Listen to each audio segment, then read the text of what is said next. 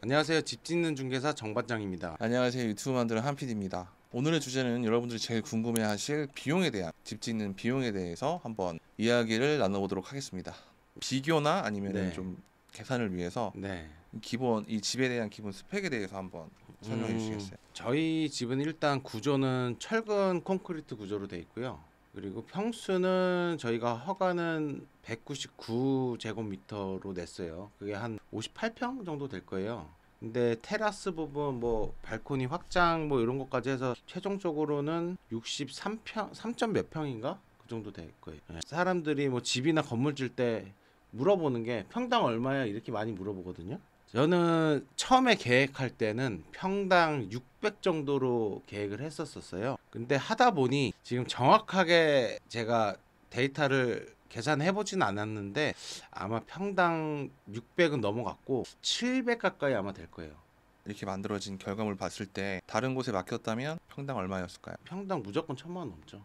무조건 1000만 원 넘어요. 그러니까 그 전에 제가 견적 받으러 다녀보면은 그게 2년 전 버전에 평당 1000만 원 넘었어요. 근데 거기에는 토목이나 이런 비용이 사실 포함이 안 돼 있으니 저는 그런 비용까지 다 포함이거든요. 그렇게 따지면 40% 정도 하우징 업체한테 맡겼을 때보다는 그 정도는 세이브하지 않았을까라는 생각이 들어요. 토목 비용이라는 게 어떤 거고 토목 비용을 제외하는 이유가 무엇인지 좀 알려주실 수 있으실까요? 토목이라고 하는 건 이제 땅에 집을 짓기 위해서 땅을 평평하게 다진다든지 거기 안에 뭐 그런 부분들을 거의 토목이라고 하거든요. 근데 저희가 원래 이 땅이 원래 다른 용도로 좀 썼었어서 그거를 뭐 바닥을 드러내고 뭐 그런 비용이 사실 제가 생각지도 못한 비용이 좀 많이 들어갔어요.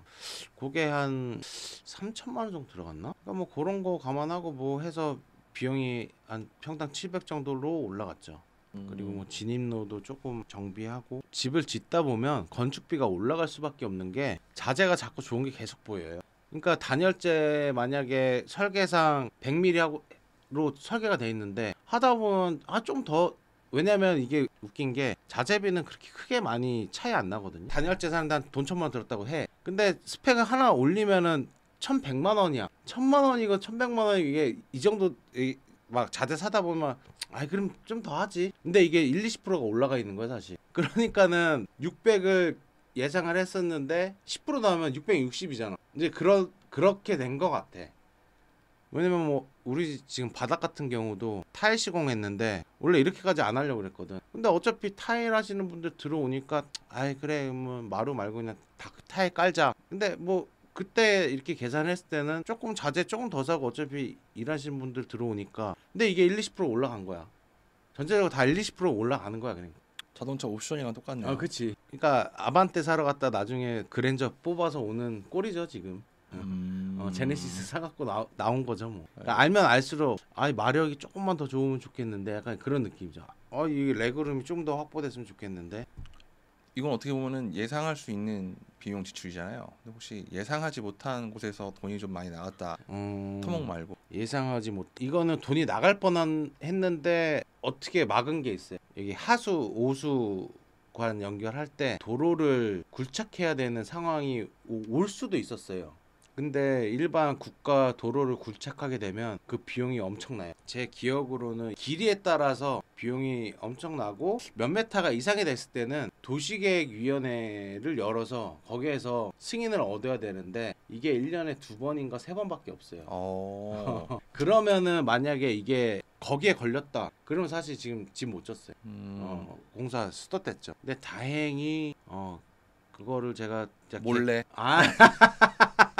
몰래 아니고 진짜 이 그 배관을 그러니까 기존에 여기 집이 있었어요. 집이 있었는데 그 집을 부시고 나서 지금 새로 진 거란 말이에요. 근데 그 부시고 나서 새로 질 때까지의 몇 년이 걸렸어요. 뭐 중간에 뭔가 뭐 복잡한 것들이 있어가지고. 근데 그 전에 부실 때 아래 배관이 어디 묻혀 있는지 모르는 거예요. 그리고 이 원래 있던 집이 내가 진 집도 아니고 내가 살지도 않았고 배관에 연결을만 하면은 그러니까 저희 집이 이게 사실 신축이 아니라 어떻게 보면은 증축 개념이라서 뭐 이렇게 하수나 이런 거를 원래 기존에 대지에 있던 거를 사용하겠습니다라고 건축 허가를 받았던 거예요. 근데 그걸 못 찾았어. 그 새로 연결을 해야 될 상황이 온 거야. 근데 그거 새로 연결하려고 하면은 아까 내가 얘기했던 그런 말도 안 되는 과정들이 있었어. 돈은 몇 천만 원 깨지고 집은 또 이거 뭐 도시계획위원회 올라가면은 될지 안 될지도 모르고 그거 하게 되면 뭐 경찰서에다 신고 경찰 왜냐면 교통 여기 막아야 되니까 도로를. 근데 다행히 제가 개 고생을 하면서 이 100원을 찾았죠. 엘로드 같은 걸로 막 이렇게. 찾았어요.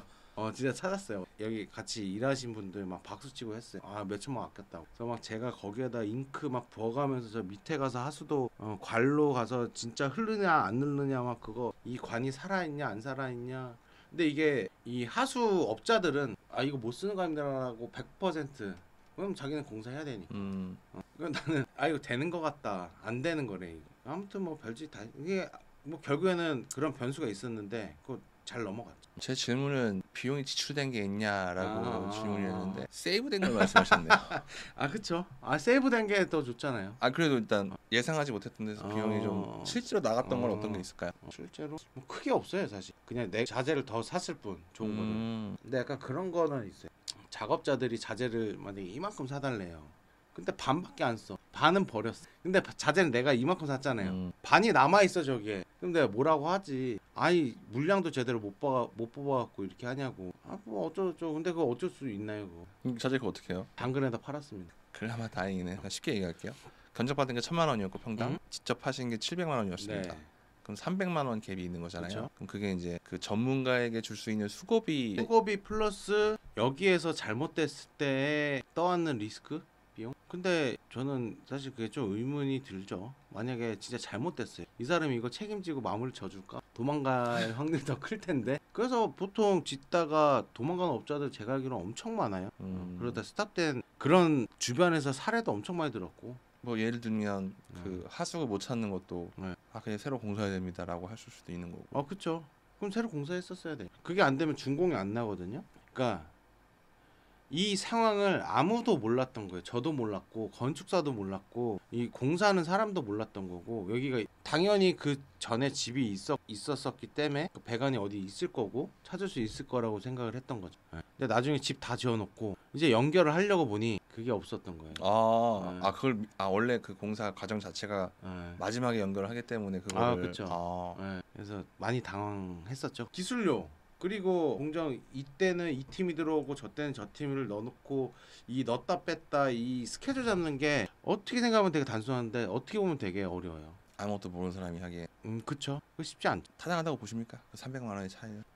타당할 수도 있고 아닐 수도 있고. 근데 잘하는 사람이면은 뭐 타당하죠. 진짜로 이 사람 책임지고 질 수 있으면. 근데 그런 사람이 별로 없다. 거의 없다라고 사실 저는 보여져요. 제가 만약에 집을 짓는다면 네. 이 집을 짓는다면 네. 평당 1,000만 원을 줬을 때 네. 받는 스트레스 지수가 몇 %였을까요? 근데 과연? 1,000만 원 그러니까 업자한테 맡겼을 때 그러니까 저는 무지랭이 아무것도 모르는 상태에서 네. 700이랑 1,000만 원을 한다면 네. 난 신경 안 쓰고 1,000만 원 내고 난 스트레스 안 받을래. 그러면은 뚝딱 하고 집이 나타납니다. 그럼 1,000만 원 안 돼요. 1,000만 원에는 안 돼요. 그럼 최소 1,500 줘야 돼요. 스트레스 안 받고 하려면 진짜로. 그 차이가 뭔가요? 1,000만 원과 1,500만 원의 차이는 어떤 게 있죠? 제가 만약에 소장이에요. 1,500을 줘요. 그럼 예를 들었을 때 50평짜리 한다고 해요. 500이면 한 1억 더 저한테 떨어지는 걸 거 아니에요. 그게 곧 관심이고 신경이에요. 1억이? 이 집을 질 때 리스크를 내가 그만큼 감당하면서 신경을 아무리 더 쓰지 않겠어요? 본인한테도 돈 더 준다 그러면 좀 한 번 더 볼 거 아니에요. 그거를 믿을 수 있느냐가 저는 그게 중요하거든요. 그러니까 1,500만 원을 줬어. 근데 더 달래. 그게 쉽지 않지. 그러니까 이 소규모 건축 시장에 그러니까 사실 법으로 제도화도 제대로 안 돼 있고 보호받을 수 있는 장치도 별로 없고 그냥 믿음으로 가야 되는 영역인데 근데 그게 어렵죠. 친한 친구분이 나 집 짓고 싶어 라고 하면은 추천을 하겠습니까? 아니면 본인이? 네. 그럼 그 사람 친한 친구라면은 제가 그 사람 성향을 알 거 아니에요. 성향 보고 다 바로 나오죠. 그럼 그 성향이 어떤 성향이 좋을까요? 그냥 이런 거 새로운 거 하는 거 좋아하고 약간 덕후 성격이 있어야 돼요. 그리고 인부들한테 싫은 소리 할 수 있어야 돼요. 휘둘리면 안 되니까 일단 저희도 여기 뭐 일 한창 뭐 할 때 인부들 한 20명 이상씩 들어왔거든요. 그거를 컨트롤 할 수 있어야 돼요. 그러니까 그 정도 할 수 있으면 뭐 어렵진 않겠죠. 뭐 잘못된 것도 지적을 해야 되고 이렇게 해라 지시를 계속 내려줘야 되는 거니까. 왜냐면 이 사람 이분들이 그러니까 단편적인 일들이 그러니까 업무들이 다 쪼개져 있잖아요. 그러니까 전체적으로 책임을 질 수 있는 그런 의무도 없고 그렇게 할 수도 없는 거고. 그러니까 그 책임은 사실 다 제 책임인데. 그러니까 거기서 최대한 실수 안 나오게끔 계속 지켜보고 이 사람 뭐 하나 저기 가서 보고 도면 갖다 계속 도면을 체크해가지고 계속 던져주고 그래도 놓쳐요 사실. 그러니까 도면이라는 게 그러니까 제가 처음에 생각했을 때 도면에 디테일한 내용이 있으면 저희 뭐 프라모델 같은 거 조립하잖아요. 그러니까 거기 중국산 싸구려들 보면은 디테일 없잖아요. 막 뭐 어떻게 뭐 조립하고 막 그림 이상하게 그려져 있죠. 근데 비싼 것들은 뭐 1번이고 2번이고 뭐 여기에 꽂고 두 번째 칸에 꽂고 이게 다 있단 말이죠. 그러니까 저는 이 디테일한 조립 설명서가 어떻게 보면 이 도면이에요. 이 설계 도면. 그거를 시공하시는 분들한테 줬을 때 저의 그냥 생각은 당연히 이걸 보고 짓겠지라고 생각을 했죠. 근데 이거랑은 별개예요. 그리고 일단 도면을 볼 줄 모릅니다.